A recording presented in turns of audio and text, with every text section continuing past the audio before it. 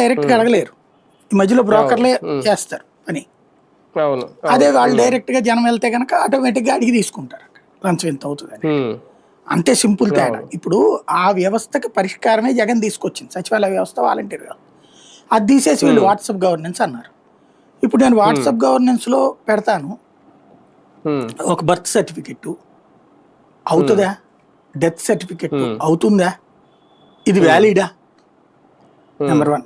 రెండవది, ఇప్పుడు మనం ఒక యూనివర్సిటీకి వెళ్తాం, ఒక మార్కు లిస్ట్ కావాలా, లేకపోతే ఒక టీసీ కావాలా, ఒక దాన్ని ఏమంటారు సర్టిఫికెట్ కావాలి, మనం అక్కడ దాన్ని ఇది ఉంటది కదా పట్ట, ఇవి కావాలి. ఇవి మనం ఎప్పుడో తీసుకుని ఉంటాం, తర్వాత ఇవాళ డేట్లతో అంటే పోయి ఉంటామో లేకపోతే ఇంకోటి కావాలి, అది అప్పుడు కావాలి అన్నటువంటిది అడుగుతాము. యూనివర్సిటీ చుట్టూ 4-5 రోజులు తిరగాలి. నువ్వు పెట్టే వాట్సాప్ లిస్ట్ లో అది పెట్టేస్తే జస్ట్ నేను నా హాల్ టికెట్ నెంబర్ ఉంటుంది, నా ఇయర్ నెంబర్ ఉంటుంది కదా.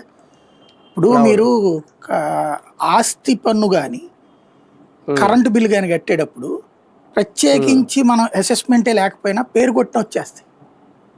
సర్వీస్ నెంబర్ కొట్టిన వస్తాయి, లేకపోతే సర్వీస్ నెంబర్ గుర్తు లేకపోతే పేరు కొట్టిన వచ్చేస్తాయి డీటెయిల్స్ తో సహా. కట్టేస్తున్నాం కదా, అట్లాగా మార్కులు ఇస్తే మన పేరు లేకపోతే మన నెంబర్